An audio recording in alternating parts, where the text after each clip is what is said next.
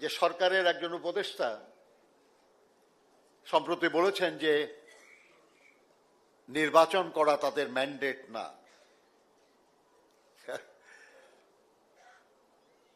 আমি বুঝি না যে উপদেষ্টারা তো মন্ত্রী, আর মন্ত্রীর কাজ হলো মন্ত্রণা দেওয়া। নিজেই না বুঝলে মন্ত্রণা দিবেন কেমনে তারা?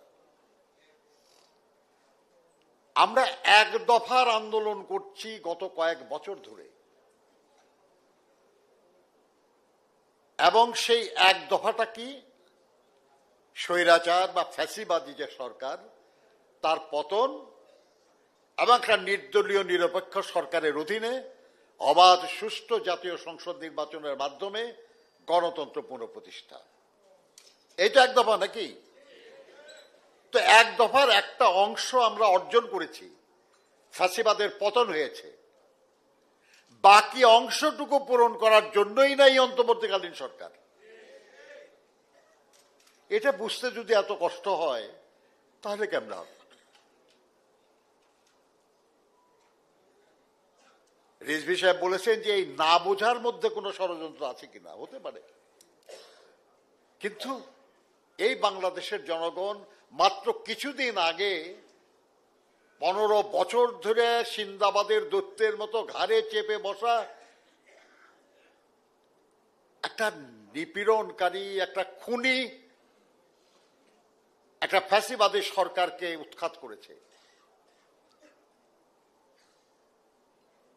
সেই জনগণ কোনো ষড়যন্ত্র হতে দেবে না। কোন ষড়যন্ত্র এই জনগণকে পরাজিত করতে পারেনি এবং পারবে না ইনশাআল্লাহ। আর যাতে না পারে সেই জন্য জনগণকে সংগঠিত করার দায়িত্ব আমার, আপনার, আমাদের। আর সে কাজেও আজকে যে আলোচনাগুলি হবে সেটা আপনাদেরকে সক্ষমতা বাড়িয়ে দেবে। ষড়যন্ত্র এটা হতেই পারে। আজকেই প্রথম আলোতে আপনারা দেখেছেন একটা জরিপের রিপোর্ট বের হয়েছে, দেখছেন আপনারা কি? অনেকেই দেখতে পারেন। সেখানে প্রশ্ন করা হয়েছিল যে বেশি আসন এই নির্বাচনে কে পাবে, কোন দল?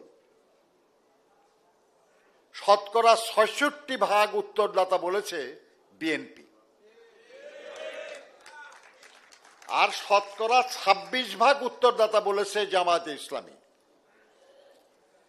ডিফারেন্স হলো ৪০%। আর অন্যান্য যারা তারা তো অনেক অনেক কম আর কি। আমাদের এমনকি অনেক উল্লেখযোগ্য দল তারা শতকরা ১% না আর কি, তার চেয়েও কম সমর্থন পেয়েছে। তো এতে হতাশ হয়ে, নিরাশ হয়ে কেউ ষড়যন্ত্রের আশ্রয় নিতেই পারে, কিন্তু যে জনগণ তাদের মন স্থির করে ফেলেছে তারাই ষড়যন্ত্রকে সফল হতে দেবে না, এটা মনে রাখতে হবে আমার। বন্ধুরা আমার, আমরা দেশে উন্নয়ন দেখেছি, বড় বড় দালান কোঠা, বড় বড় এক্সপ্রেসওয়ে, নতুন নতুন ট্রেন ইত্যাদি। কিন্তু পাশাপাশি আমরা দেখেছি জনগণের মৌলিক ন্যূনতম আকাঙ্ক্ষাগুলো অপূর্ণ থেকে যেতে। আমরা পত্রিকায় পড়েছি যে কোটিপতি উৎপাদনের দেশ হিসাবে বাংলাদেশ শীর্ষে। এদেশে সবচেয়ে বেশি জনসংখ্যার অনুপাতে সবচেয়ে বেশি কোটিপতি হয় প্রতি বছর। অথচ আমরা এটাও পড়েছি যে প্রতি বছর লক্ষ লক্ষ মানুষ দারিদ্র্য সীমার নিচে চলে যায়। একদিকে কিছু মানুষ কোটিপতি হয়, আর একদিকে লক্ষ লক্ষ মানুষ দারিদ্র্য সীমার নিচে পড়ে যায়। এই অবস্থা গ্রহণযোগ্য না। এটাকে উন্নয়ন বলে না। একজন রাজনীতিবিদ বলেছিলেন যে দেশের মানুষ বেকার, উপার্জনহীন, বুভুক্ষ, দরিদ্র, সেই দেশে বড় বড় অট্টালিকা, বড় বড় রাস্তাঘাট, বড় বড় পুল কালভার্ট, এসব হলো গোরস্থানে আলোকসজ্জা করার।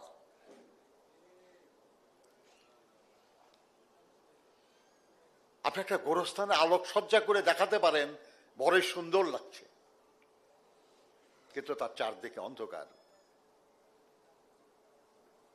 এটা উন্নয়ন না। আপনারা খানিকক্ষণ পরেই শুনবেন যে কেমন উন্নয়নের স্বপ্ন দেখে বিএনপি, কিভাবে সে উন্নয়নের আকাঙ্ক্ষা পূরণ করতে চাই আমরা। খালি বললেই তো হবে না যে আমরা দেশের মানুষকে শিক্ষিত করতে চাই। কিভাবে শিক্ষিত করবেন? আমরা দেশের মানুষের উপার্জন বাড়াতে চাই, কিভাবে করবেন? আমরা কর্মসংস্থান সৃষ্টি করতে চাই, কিভাবে করবেন? আমরা নারীদের অধিকার সুনিশ্চিত করতে চাই, কিভাবে? আমরা স্বাস্থ্য সেবা নিশ্চিত করতে চাই জনগণের জন্য, কিভাবে? আমরা আমাদের যারা মসজিদের ইমাম মুয়াজ্জিনরা আছে, আমাদের বিভিন্ন ধর্মের উপাসনাগুলো আছে, সেখানে যারা আছেন তারা সমাজে মর্যাদাবান ব্যক্তি, কিন্তু তাদের সামর্থ্য কম হওয়ার কারণে তাদেরকে অন্য কারো উপর নির্ভরশীল হতে হয়। ফলে এটা তাদের জন্য মর্যাদা হানিকর বিষয়। কিভাবে এই মর্যাদা হানি আমরা দূর করতে পারি? এই সব কিছু আপনারা খানিকক্ষণ পরেই শুনবেন আমাদের সহকর্মীদের কাছ থেকে। আমরা কিভাবে একটা সক্ষম জাতি হিসাবে গড়ে উঠব, কিভাবে আমরা দুর্নীতি অনাচারের মূল উৎপাদন করতে পারবো, কিভাবে সন্ত্রাস এবং এই নেশা থেকে মানুষকে সরিয়ে নিয়ে আসতে পারবো, এই সব কিছুর জবাব দীর্ঘ অনুশীলনের মাধ্যমে আমাদের নেতা জনাব তারেক রহমান আমাদের সবার সাথে আলোচনার মাধ্যমে এটা প্রস্তাব করেছেন। আমি বিশ্বাস করি যে আপনারা এগুলো জানার পরে নোট নেবেন দয়া করে, এবং তারপরে আপনাদের নিজস্ব ভাষায়, নিজস্ব ভাবনায়, নিজস্ব চিন্তায়, আপনাদের এলাকার রেফারেন্সে আপনারা এগুলো জনগণের মাধ্যমে প্রচার করবেন। আমি বিশ্বাস করি যে আপনাদের সেই সক্ষমতা আছে, পারবেন আপনারা, শুধু যদি আল্লাহর ওয়াস্তে একটু আন্তরিক হন। মনে রাখবেন, যারা শহীদ জিয়া সৈনিক, যারা দেশনেত্রী বেগম খালেদা জিয়ার সৈনিক, যারা তারেক রহমানের সৈনিক, তাদের মাথায় রাখতে হবে শুধু যে যিনি দেশটাকে স্বাধীনতার ঘোষণা দিয়ে স্বাধীন করেছিলেন, যিনি তলাহীন ঝুরির অপবাদ থেকে মুক্ত করে বাংলাদেশকে একটা সমৃদ্ধ রাষ্ট্রে পরিণত করার চেষ্টা করেছিলেন, যিনি এই দেশের মানুষের কল্যাণের জন্য কাজ করেছিলেন, তিনি শহীদ হয়ে গেছেন। বাংলাদেশের উন্নয়ন বাজেটের শতকরা 100% ছিল বিদেশি ঋণ এবং সাহায্য নির্ভর স্বৈরাচার এরশাদের আমলে।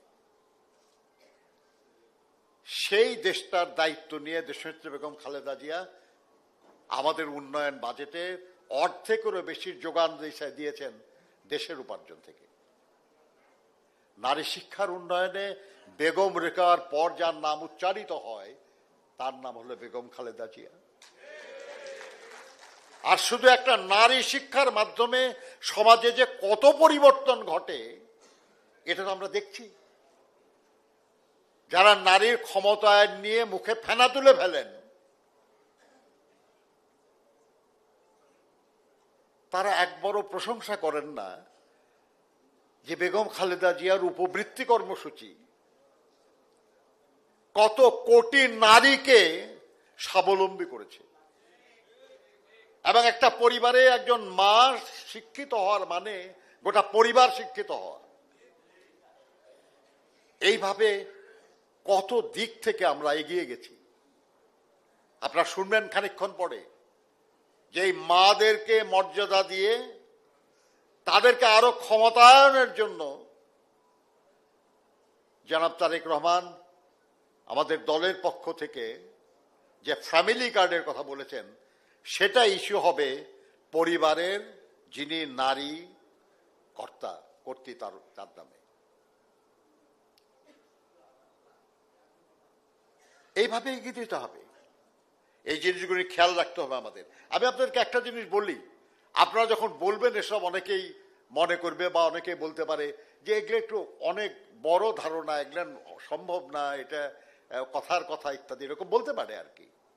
আপনারা তাদেরকে বলবেন যে বিএনপি অবাস্তব কিছু বলে না। বিএনপি যা প্রয়োজন সেটা করতে চায় এবং সেটা করে, এবং বোঝা যায় যে সেটাই উচিত ছিল, যেটা আগে কেউ করে নাই। বেগম খালেদা জিয়ার সময় যখন ভ্যাট প্রবর্তন হয়, তখন আমাদের বিরোধী দলের নেতারা সবাই রসিকতা করত, ইয়ারকি করত, ঠাট্টা করত। ভ্যাট ভ্যাট কি? আমাদের দেশে একটা মাছ আছে না, ভেটকি, বলতো এটা ভেটকি। কি হয়েছে বলেন? ভ্যাট বন্ধ হয়ে গেছে? বড় আরো বিস্তৃত হয়েছে। এবং বাংলাদেশের রাজস্ব ইনকামের একক সবচেয়ে বেশি উপার্জন ভ্যাট থেকে আসে, যেটা থেকে বাঁচিয়ে আমরা উন্নয়ন বাজেট করি, দেশের উন্নয়নের জন্য কাজ করি। কাজে এরকম অনেক কিছু আছে যেগুলো বিএনপি শুরু করেছে, যেটা আগে কেউ ভাবে নাই। যেমন আমি আপনাদেরকে বলি, শহীদ জিয়া বিজ্ঞান ও প্রযুক্তি মন্ত্রণালয় করেছিলেন কত বছর আগে বলেন? আজকে আমরা সবাই বলি বিজ্ঞান ও প্রযুক্তির যুগ, এর সঙ্গে তাল মিলিয়ে চলতে হবে। কই তার আগে তো কেউ বিজ্ঞান প্রযুক্তি মন্ত্রণালয় করে নাই?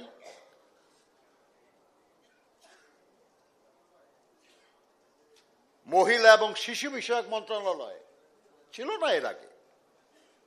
শহীদ জিয়া করেছেন। মুক্তিযুদ্ধ বিষয়ক মন্ত্রণালয় পরবর্তী পর্যায়ে বেগম খালেদা জিয়া করেছেন, এবং প্রবাসী কল্যাণ মন্ত্রণালয়। আপনার যুব উন্নয়ন বিষয়ক মন্ত্রণালয় শহীদ জিয়া করেছেন। এখন আমরা বলি যুবকদেরকে যোগ্য করে গড়ে তুলতে হবে, তা নাহলে দেশের ভবিষ্যৎ অন্ধকার। কি করে করবেন? উদ্যোগ কোথায়? পরিকল্পনা কি ছিল? যখন শহীদ জি এটা করেন, সমালোচনা হয়েছে, যুবকদের নষ্ট করে ফেলা হবে, যুব কমপ্লেক্স ইত্যাদি করা হচ্ছে ইত্যাদি। কিন্তু আজকে সবাই আমরা বলি যে আপনি বাংলাদেশে এই যে যুব বয়সের মানুষের সংখ্যা এত বেশি, এটা আমাদের জন্য একটা মস্ত বড় প্রিভিলেজ। এই সুযোগটা আমরা যদি নিতে পারি, তাহলে আমরা উন্নত হতে পারবো। পৃথিবীর বহু দেশ আছে যেখানে যুব শক্তি নাই, অভাব। তারা দুশ্চিন্তাগ্রস্ত তাদের ভবিষ্যৎ নিয়ে, অথচ আমাদের অনেক সম্ভাবনা। এটা করার জন্য যে কাজগুলি করা দরকার আপনারা শুনবেন একটু পরে। আমরা কর্মসংস্থানের কথা বলি, কিন্তু কেউ করে নাই। শহীদ জিয়া কর্মসংস্থান মন্ত্রণালয় করেছিলেন, এবং সেই কর্মসংস্থানের জন্য তিনি দেশে এবং বিদেশে ব্যবস্থা নিয়েছিলেন। আমাদের দেশে কৃষি উৎপাদন বাড়ানোর জন্য উনি উদ্যোগ নিলেন, সেখানে কর্মসংস্থান হয়েছে। শুধু খাদ্য উৎপাদন বাড়ে নাই, কর্মসংস্থান হয়েছে। একইভাবে আমাদের গার্মেন্ট শিল্প, যেখানে কম নৈপুণ্য বা দক্ষতা দিয়ে অসংখ্য মানুষ কাজ করতে পারে, আমাদের নারী এবং পুরুষের কর্মসংস্থানের ব্যবস্থা হলো। আপনার অপরিচিত পণ্য রপ্তানির উদ্যোগ নিলেন তিনি। গ্রামে গ্রামে নারী পুরুষ কাজের সুযোগ পেল। এইভাবে কর্মসংস্থানের সুযোগ করলেন।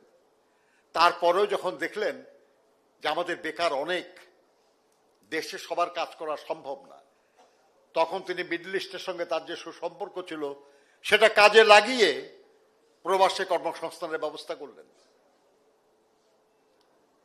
মাত্র 6টা দেশে মাত্র 8,500 শ্রমিক পাঠানোর মাধ্যমে যে কর্মযজ্ঞের সূচনা হয়েছিল, আজকে 1 কোটির বেশি বাংলাদেশি প্রবাসে কাজ করে। তাদের পাঠানো রেমিটেন্স আজকে বাংলাদেশের অর্থনীতির অন্যতম প্রধান স্তম্ভ। যে তৈরি পোশাক শিল্প তিনি শুরু করেছিলেন, আজকে সেই তৈরি পোশাক শিল্প বাংলাদেশের অর্থনীতির মেরুদণ্ড হয়ে গেছে। যে কৃষি উন্নয়নের জন্য তিনি উদ্যোগী হয়েছিলেন, গ্রামে গ্রামে ঘুরে সাধারণ মানুষদেরকে উদ্দীপ্ত করেছিলেন, তিনি প্রথম ডিপ টিউবওয়েল, শ্যালো টিউবওয়েল ইত্যাদির মাধ্যমে চাষের ব্যবস্থা করেছিলেন। স্বেচ্ছাশ্রমে খাল নদী খননের মাধ্যমে পানি সংরক্ষণের ব্যবস্থা করেছিলেন। আজকে বাংলাদেশের কৃষির যে উন্নয়ন, তার মূল ভিত্তি তো তিনি করে দিয়ে গেলেন। তার শুরু না খালি, সেটাকে এগিয়ে দিয়ে গেলেন। আজকে সেটাও বাংলাদেশের অর্থনীতির অন্যতম প্রধান স্তম্ভ। এই বাংলাদেশের অর্থনীতির যা কিছু বা মূল বিষয়, তার সবকিছু শুরু বিএনপির হাত ধরে, বিএনপির প্রতিষ্ঠাতা শহীদ জিয়া এবং চেয়ারপারসন দেশনেত্রী বেগম খালেদা জিয়ার হাত ধরে। বন্ধুরা আমার, বলতে হবে মানুষকে, অন্য দলের সমালোচনার কোনো প্রয়োজন নাই। আমাদের নিজেদের পক্ষে এত বেশি কথা আছে যে সেটা বলারই তো সময় পাওয়া যায় না। আপনি অন্যের সমালোচনা করবেন কখন?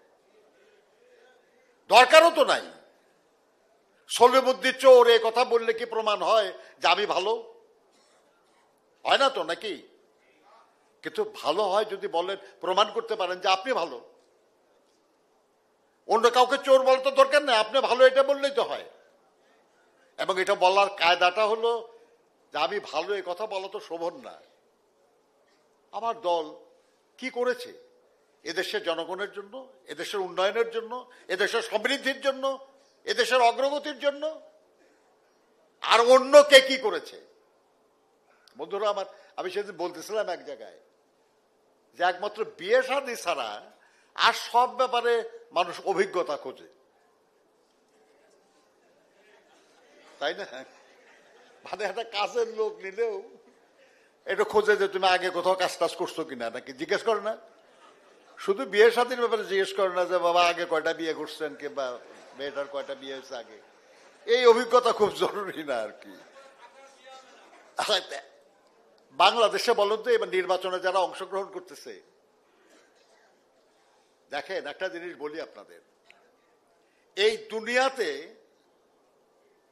অনেক রকমের যন্ত্র আছে, আছে না? যন্ত্র একেবারে ছোটখাটো যন্ত্র থেকে আরম্ভ করে অনেক বড় যন্ত্র।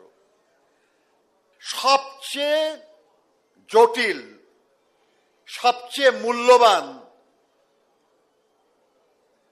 যন্ত্র হলো রাষ্ট্রযন্ত্র।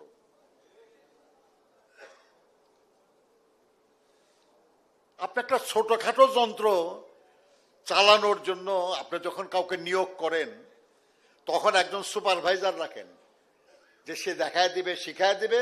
যখন সে শিখবে তারপরে তাকে আপনি মেশিন ছাড়বেন, তারপরে ছাড়বেন না, নাকি?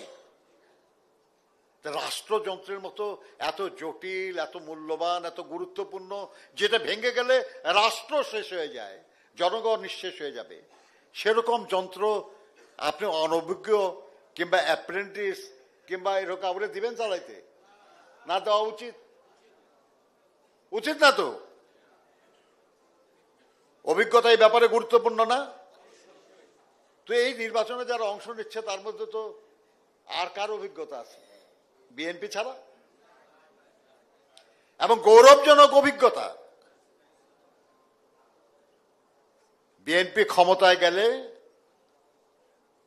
প্রথম ক্ষমতায় যে গণতন্ত্র পুনঃপ্রতিষ্ঠা করেছে, বহুদলীয় গণতন্ত্র, সংবাদপত্রের স্বাধীনতা দিয়েছে, বিচার বিভাগের স্বাধীনতা দিয়েছে, মানুষের মধ্যে আশার সঞ্চার করেছে, জাতীয় ঐক্য তৈরি করেছে,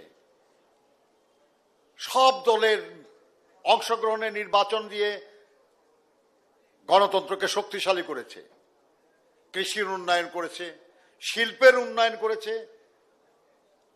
বাংলাদেশ স্বাধীন হওয়ার পরে রাষ্ট্রের মালিকানায় শিল্প প্রতিষ্ঠার ইতিহাস বিএনপির। শুধু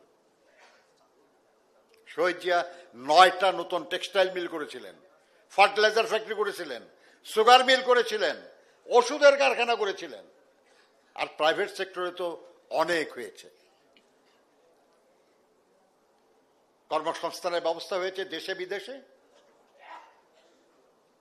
আপনার আজকে আমরা ক্ষুদ্র ঋণ নিয়ে অনেকে অনেক বক্তৃতা শুনি আমরা, কিন্তু আমরা অনেকেই জানি না যে শহীদ জিয়ার আমলে কৃষি ব্যাংকের মাধ্যমে গ্রামের দরিদ্র মহিলাদের ঢেকি ঋণ দেওয়া হয়েছিল, যে ঢেকি বানায় তারা জীবিকা নির্বাহ করবে, মর্যাদার জীবিকা। ওটা ক্ষুদ্র ঋণ ছিল না, রাষ্ট্রের মালিকানা। এরকম অসংখ্য কাজ করেছেন দেশনেত্রী বেগম খালেদা জিয়া, সব উন্নয়নের কাজ করেছেন।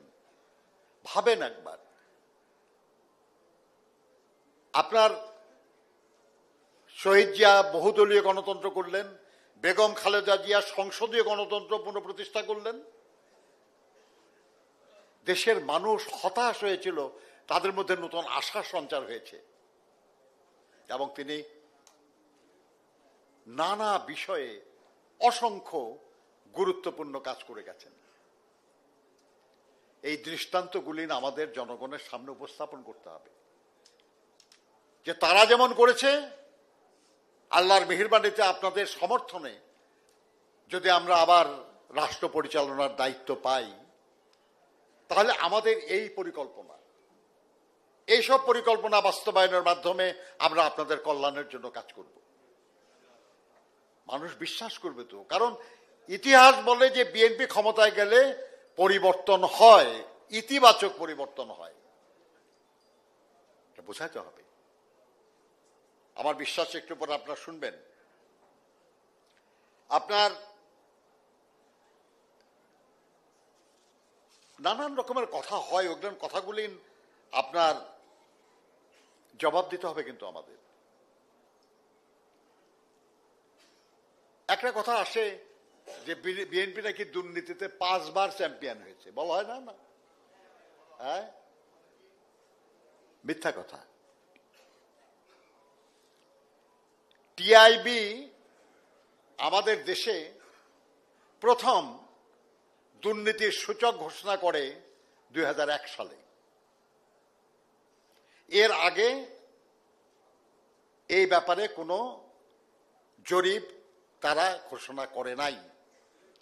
তাহলে এর আগে যারা ক্ষমতায় ছিল তারা কি করেছে, এগুলোর কোনো রেকর্ড তো নাই। তাহলে এখন আসেন 1 সাল। 1 সালে বিএনপি ক্ষমতায় আসছে কোন মাসে? অক্টোবরে। তাহলে অক্টোবর থেকে ডিসেম্বর কতটুকু সময় পেল বিএনপি? তার আগে আসলো তত্ত্বাবধায়ক সরকার, আর তার আগে হলো কার? এরশাদের সরকার, আওয়ামী লীগের সরকার। আওয়ামী লীগের সরকার তার আগে 96 থেকে 2000 পর্যন্ত 3 মাসের জন্য তত্ত্বাবধায়ক সরকার, তারপরে বিএনপি। তো 2001 সালে যদি চ্যাম্পিয়ন হয়ে থাকে তাহলে সেটার জন্য দায়ী কে? এবং তার আগে যে কি ছিল এটা তো কোনো রেকর্ড নাই। তাহলে বিএনপি তো চ্যাম্পিয়ন করে নাই, করছে আওয়ামী লীগ। এবং ধরেন কারো সন্তান যদি মাদকাসক্ত হয় কিংবা নেশাগ্রস্ত হয়, ইয়াবা খায় বা গাঁজা খায়, এরকম একটা বদ অভ্যাস হইতে সময় লাগে তো নাকি? আবার এই বদ অভ্যাস দূর করতে সময় লাগে না? একদিনেও করা যায়, ভালো করা যায়। বিএনপির সরকার এসে এই যে দুর্নীতির যে ব্যবস্থা ছিল, যার কারণে দেশ দুর্নীতির শীর্ষে, সেটা দূর করার চেষ্টা করেছে এবং 2 বছরের মধ্যেই এটাকে নামায় আনার অবস্থা করেছিল এবং বিএনপি যখন ক্ষমতা ছাড়ে তখন আর বাংলাদেশ দুর্নীতির শীর্ষে নাই। তাহলে অভিযোগ কেমনে হয় আমাদের বিরুদ্ধে? এবং কারা অভিযোগ বেশি করে? জেনে শুনে করে, রাজনৈতিক কারণে বিএনপির বিরুদ্ধাচরণ করার জন্য করে। আমাদেরকে বলতে হবে সব কথা, বলতে হবে আমাদের যে 2006 সালে প্রায় 1.5 কোটি ভুয়া ভোটার দিয়ে আমরা ইলেকশন করতে চাইছি, যে বক্তব্য ভুল। বিএনপি ভোটার তালিকা সংশোধনের উদ্যোগ নিয়েছিল, আওয়ামী লীগের পক্ষ থেকে মামলা করে সেটা স্থগিত করানো হয়েছে। শুধু যারা মারা যাবে তাদের নাম বাদ দেওয়া, নতুন ভোটার অন্তর্ভুক্ত করা। কে না জানি আমরা বাংলাদেশে যে যারাই প্রার্থী হবে বা তাদের নেতাকর্মীরা নতুন ভোটার করতে যত আগ্রহী, যারা মারা গেছে বা পুরাতন ভোটারকে বাদ দিতে তারা আগ্রহী না। বিভিন্ন এলাকায় যারা ভোটার ছিল তারা হয়তো অন্যখানে চলে গেছে, কিন্তু ওই জায়গায় তালিকার মধ্যে তার নাম রয়েই গেছে। কেউ চেষ্টা করে নাই যে এটা চেঞ্জ করেন, এটা নাই আর এখন। বরঞ্চ সবার আগ্রহ হলো নতুন ভোটার কেমনে বানানো যায়। এইভাবে কিছু ভুল ভোটার সেখানে রয়ে গেছে। বিএনপি করে নাই, বিএনপি ইচ্ছা করে করে নাই এগুলেন। বরঞ্চ এটা সংশোধন করার জন্য নতুন ভোটার তালিকা করার যে উদ্যোগ নিয়েছিল বিএনপি, সেটাকে বাধাগ্রস্ত করেছে অন্য রাজনৈতিক দল। জানতে হবে, বুঝতে হবে, এগুলো আমাদের লোকজনকে বলতে হবে। অপপ্রচার দলের জন্য ক্ষতির বিষয়, দেশের জন্য ক্ষতির বিষয়। মোকাবেলা করতে হবে আমাদেরকে। আপনার এদেশের যা কিছু নতুন, যা কিছু ইতিবাচক পরিবর্তনের, তার প্রায় সব কিছু বিএনপির হাত ধরে এসেছে। এবং আজকে আপনারা শুনবেন আমার সহকর্মীদের কাছ থেকে যে ইনশাল্লাহ আগামী দিনেও আরো অনেক নতুন ইতিবাচক পরিবর্তন আসতে যাচ্ছে বিএনপির মাধ্যমে ইনশাল্লাহ। এ ব্যাপারে আমি আপনাদের সহযোগিতা চাই। আমি মনে করি আপনারা পারবেন।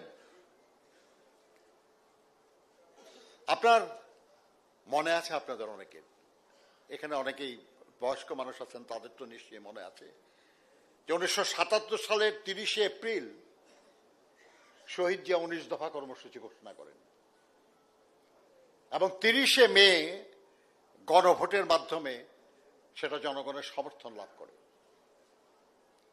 এবং সেই 19 দফার আলোকেই তিনি একটার পর একটা প্রগতিশীল কার্যকর কর্মসূচি গ্রহণ করতে থাকেন।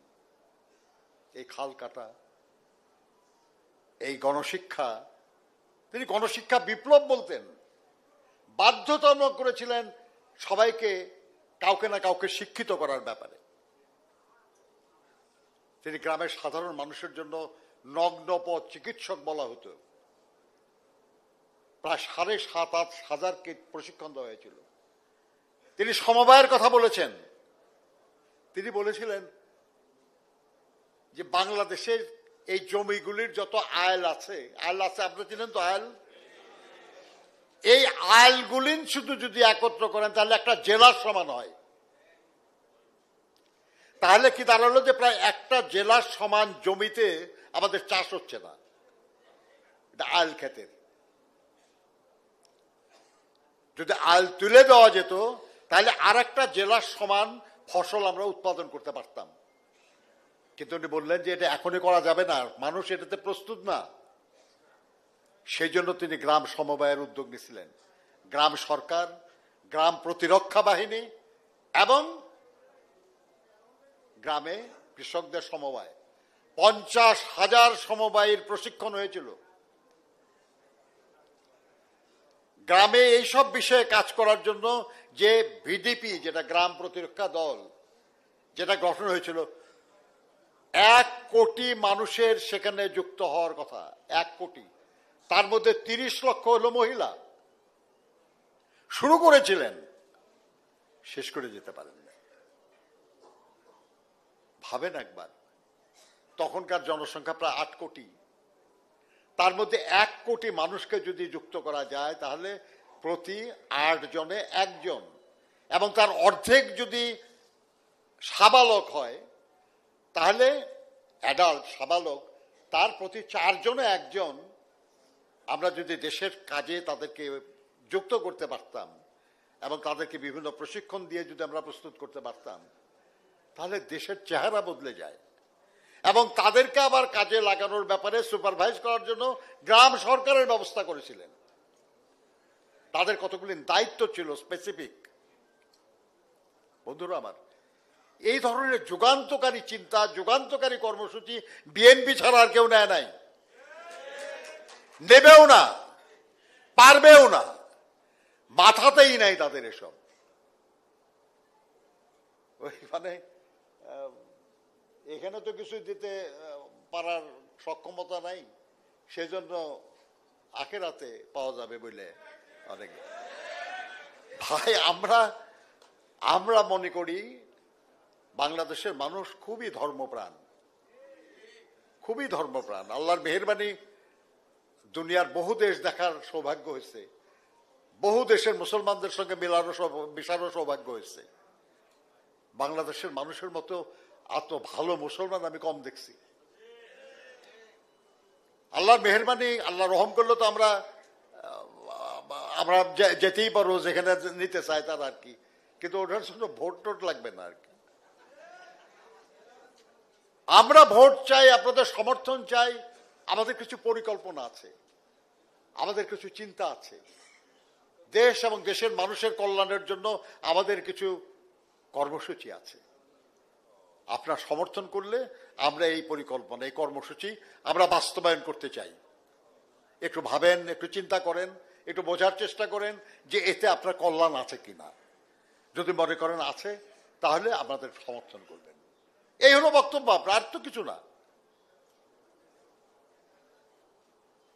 শুধু আপনারা যারা নেতৃস্থানীয় মানুষ, আপনাদেরকে একটা কথা বলে রাখবো, যে ডকুমেন্টগুলি আপনারা কাছে রাখবেন। কারণ আপনি একটা কথা কাউকে বললে, আপনার প্রতিপক্ষ আছে তো, তারা আপনাকে কাউন্টার একটা কথা জিজ্ঞেস করতে পারে, তার জবাবটাও আপনার প্রস্তুত থাকতে হবে। কাজেই কোনো কিছু বুঝতে অসুবিধা হলে আপনারা আমাদের যারা বক্তব্য রাখবেন তাদের কাছ থেকে জেনে নেবেন, যাতে করে বলতে অসুবিধা না হয়। আমি আলোচনা বাড়াতে চাই না। আপনার এই যে যেগুলো আলোচনা আসবে, আপনি ফ্যামিলি কার্ড, কৃষক কার্ড, স্বাস্থ্য বীমা, শিক্ষা, প্রশিক্ষণ, কর্মরত, এটা অনেক কিছু আসবে আমাদের, কিন্তু এর কিছুই আমরা করতে পারবো না ভাই, যদি আমরা জনগণকে সচেতন, শিক্ষিত, প্রশিক্ষিত করতে না পারি, আমরা যদি তাদের কর্মসংস্থানের ব্যবস্থা করতে না পারি, আমরা যদি দেশ থেকে দুর্নীতি, অনাচার, সন্ত্রাস দূর করতে না পারি, এই সব কিছুর জন্য শহীদ জিয়ার আদর্শে, দেশনেত্রী বেগম খালেদা জিয়ার আদর্শে উদ্দীপ্ত হয়ে তারেক রহমানের নেতৃত্বে আমাদেরকে ঐক্যবদ্ধভাবে কাজ করতে হবে। ব্যক্তি স্বার্থ ভুলে যেতে হবে। ব্যক্তি স্বার্থ চাইতে হয় না। আজকে যদি বিএনপি জনগণের সমর্থনে রাষ্ট্র পরিচালনার দায়িত্ব পায়, একটু নিজে মনে মনে ভাবেন যে আপনি মন্ত্রী হবেন না, আপনি এমপি হবেন না, আপনি হয়তো জেলা প্রেসিডেন্ট সেক্রেটারি হবেন না, কিন্তু তারপরেও আপনার মর্যাদা কি বাড়বে না? বিএনপি ক্ষমতা আসলে আপনার গুরুত্ব বাড়বে না? মর্যাদা বাড়বে না? আর না আসলে তো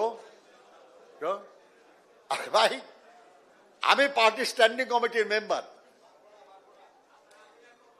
আমি তো নমিনেশনও চাই না। এমপি মন্ত্রী না হলেও আমি তো বিশ্বাস করি যে আমার মর্যাদা অনেক বেড়ে যাবে, আমার গুরুত্ব অনেক বেড়ে যাবে।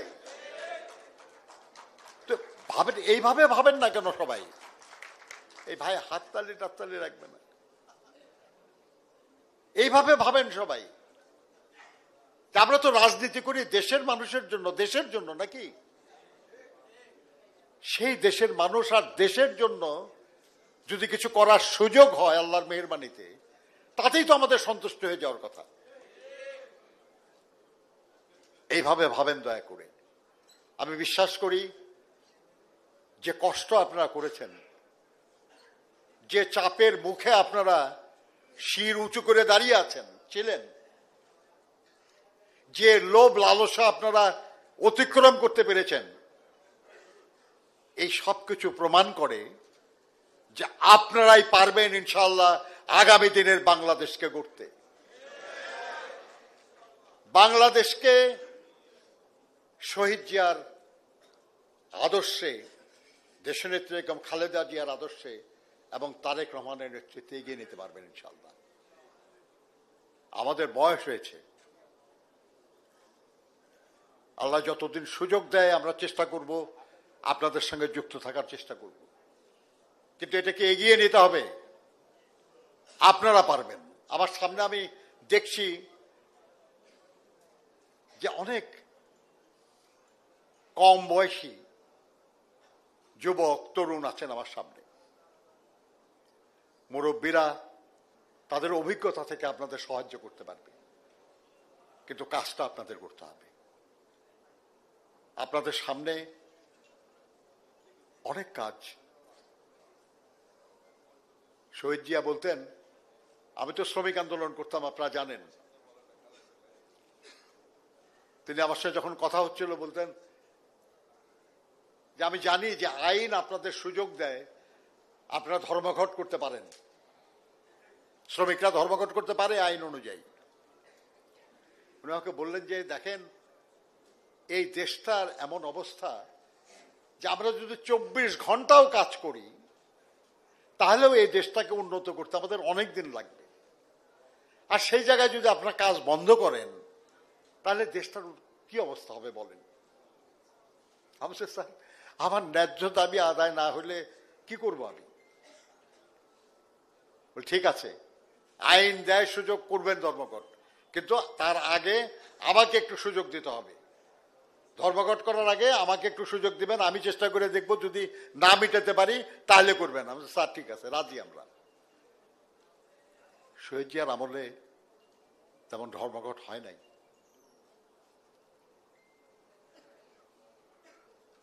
বন্ধুগণ, তারই তো কর্মী আমরা নাকি? ভাবতে তো হবে ওই রকম। একদিন অনেক রাত্রে প্রায় 11টার দিকে উনি ধানমন্ডি অফিসে আসতেন। 3 তলায় শ্রমিক দলের অফিস ছিল। আমি নেমে যাচ্ছি, নিচে দেখা, হাত মিলা, কি কাজ শেষ? আমার স্যার আজকের মতো শেষ। বললেন কিন্তু আমি তো শেষ করতে পারলাম না। ভাবেন, দেশের প্রেসিডেন্ট, আমার দলের চেয়ারম্যান, উনি বলতেছেন যে আমি তো এখনো শেষ করতে পারি নাই। উনি দোতলায় উঠলেন, আমরা পিছনে পিছনে গেলাম, খানিকক্ষণ কাজ করলেন, কি করে বের হইলেন, কি যান নাই? ও স্যার একসাথেই যাই। সিঁড়ি দিয়ে নামতে নামতে বলতেছেন যে দেখেন, খোঁজ নেন, আমাদের অনেক নেতা মন্ত্রীরা এখন ঘুমাইতেছে। তখন প্রায় 11:15 বাজে। সে আচ্ছা বলেন তো, দেশের এত সমস্যা, মানুষের এত কষ্ট, ওরা ঘুমায় কি করে বলেন তো? আরে ভাই, এই মানুষটার জন্য অন্তত কাজ করেন ভবিষ্যতে। মানুষ আর হবে না।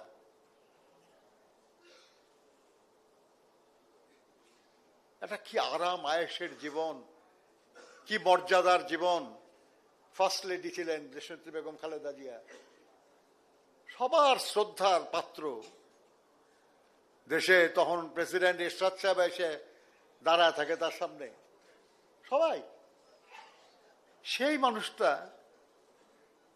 শুধু এ দেশের মানুষের কল্যাণের জন্য রাস্তায় নেমে আসলেন, জেল খাটলেন, নানা নিপীড়ন সহ্য করলেন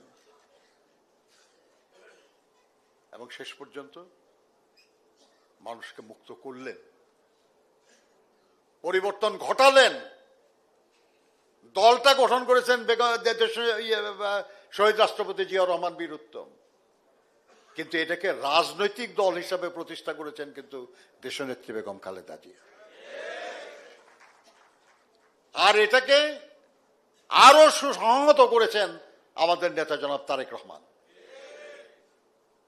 কারণ এর আগে শহীদ জিয়া মরে যাওয়ার পরে যে পরিমাণ নেতা আমাদের মাইগ্রেট করেছিল, দল ছেড়ে দিয়েছিল, ইভেন দেশনেত্রী বেগম খালেদা জিয়ার সময়েও যেভাবে মাইগ্রেশন হয়েছে, এইবার কিন্তু সেটা হয় নাই। অর্থাৎ ঐক্যটাকে ধরে রাখাটা অনেক ভালোভাবে পেরেছেন জনাব তারেক রহমান।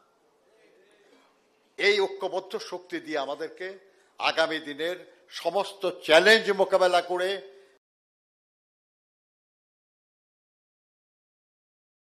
অনেক সময় তিনি আমাদের সাথে এবং আপনাদের সঙ্গে আলোচনায় তার বিভিন্ন পরিকল্পনার কথা তিনি ব্যক্ত করেছেন, সংশোধন করেছেন, সমৃদ্ধ করেছেন এবং একটা পর্যায়ে দেশনেত্রী বেগম খালেদা জিয়া যখন ভিশন 2030 ঘোষণা করেন, তিনি সেখানে যুক্ত হয়েছেন। সেই ডকুমেন্টে তারও কন্ট্রিবিউশন আছে। পরবর্তী পর্যায়ে পরিবর্তিত পরিস্থিতিতে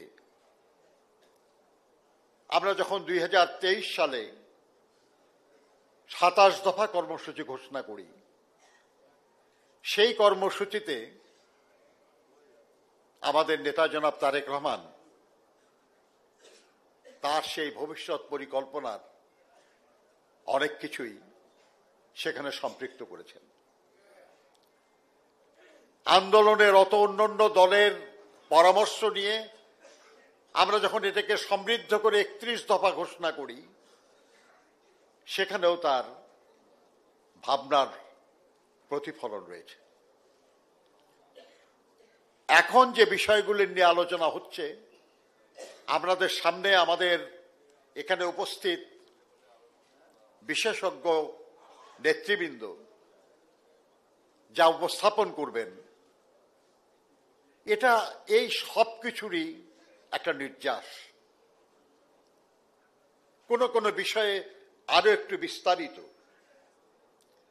আমাদের 31 দফায় বা ভিশন 2030 বা 27 দফায় যেগুলো হয়তো 3 লাইন 5 লাইনে বলা হয়েছে, এখানে এটা আরেকটু বিস্তারিত ভাবে বলা হয়েছে এবং ওনারা যখন বলবেন তখন আরেকটু বিস্তারিত বলবেন। আমি ওই বিষয়ে আলোচনায় যেতে চাই না, কারণ আপনাদের আকাঙ্ক্ষা বা আপনাদের বাসনা তো এটাই থাকবে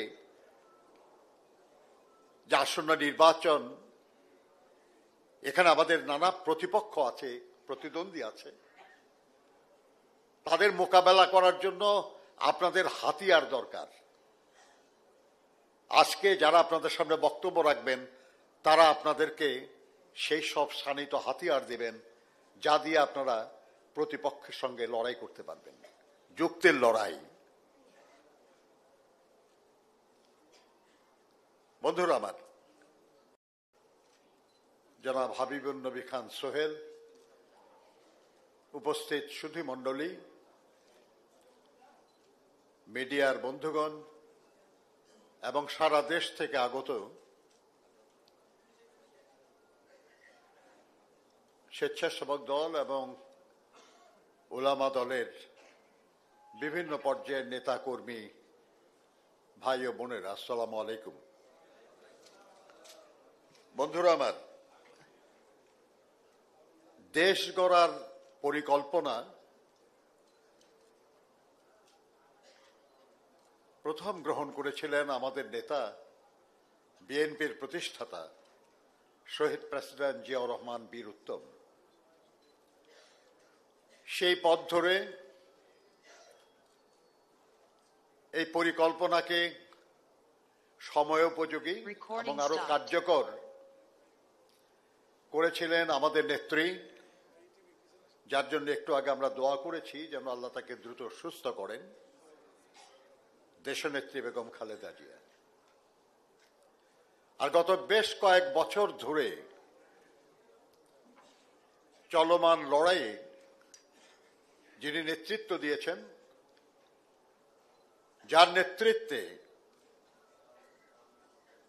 দুঃসময়েও দল ঐক্যবদ্ধ রয়েছে, উল্লেখযোগ্য কোন নেতা দল পরিত্যাগ করে নাই। সীমাহীন নিপীড়ন, গুম খুন, মিথ্যা মামলা, হয়রানি সহ্য করেও সারা দেশে আপনারা যারা এই দলটাকে ধরে রেখেছেন, অধিকতর শক্তিশালী করেছেন, তাদের অনুপ্রেরণার উৎস আমাদের ভারপ্রাপ্ত চেয়ারম্যান জনাব তারেক রহমান। তিনি প্রবাসে থাকলেও দেশের বিভিন্ন পর্যায়ের নেতা কর্মীদের সঙ্গে তার যোগাযোগ আমরা যারা ঢাকায় থাকি তাদের চেয়ে অনেক বেশি। দেশ গড়ার পরিকল্পনা শীর্ষক এই অনুষ্ঠানের মাননীয় সভাপতি, ছাত্র নেতা, স্বেচ্ছাসেবক দলের নেতা, বিএনপি নেতা, জননেতা এবং শ্রমিক বন্ধু, বিএনপির সিনিয়র যুগ্ম মহাসচিব জনাব রুহুল কবির রিজভী, আজকের এই অনুষ্ঠানের সঞ্চালক, তিনিও ছাত্র নেতা, স্বেচ্ছাসেবক দলের নেতা, বিএনপির অন্যতম যুগ্ম মহাসচিব এবং দেশে সম্ভবত সর্বোচ্চ মামলার আসামি। এই যোগাযোগ এবং তার মাধ্যমে নেতা কর্মীদের যে আবেগ, যে আকাঙ্ক্ষা, তিনি নিজে দলের সিনিয়র যুগ্ম মহাসচিব হিসাবে সারা দেশব্যাপী তৃণমূলের যে অনুষ্ঠানগুলি করেছিলেন, সারা দেশের নেতা কর্মীরা তার সাথে প্রত্যক্ষ যোগাযোগের মাধ্যমে তাকে যেমন শেখার সুযোগ দিয়েছিল, তার সাথে এই বিশ্বের অবস্থান করার সুবাদে এবং সারা দুনিয়ার উন্নয়নশীল, অনুন্নত দেশের জেগে ওঠা, বেড়ে ওঠা, সমৃদ্ধ হওয়ার যে ইতিহাস, সেটা জানার এবং বোঝার সুযোগ তার হয়েছে। এই সব কিছুর আলোকে এদেশের অর্থনৈতিক সক্ষমতা, এদেশের মানুষের আকাঙ্ক্ষা, এদেশের মানুষের প্রয়োজন এবং রক্তের স্বাধীন এই দেশটাকে সমৃদ্ধির পথে এগিয়ে নেওয়ার পরিকল্পনা তিনি করে চলেছিলেন। একটু আগে আমাদের নেতা জনাব রিজভী সাহেব বলছিলেন